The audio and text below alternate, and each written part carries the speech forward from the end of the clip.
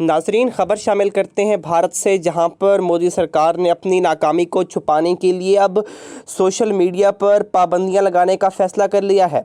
जी हां, अब वो अपनी नाकामियां छुपाने से मुकम्मल तौर पर कासिर है।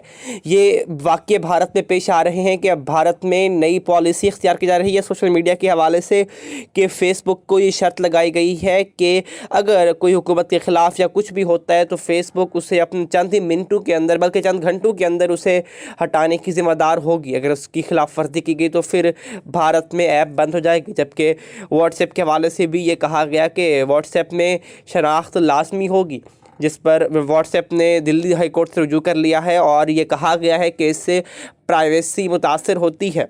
तो आपको बता रहे हैं भारत के हवाले से कि भारत में अब मोदी सरकार अपनी नाकामी को हटाने के लिए, नाकामियों पर पर्दा डालने के लिए सोशल मीडिया पर पाबंदियों का सहारा ले रही है।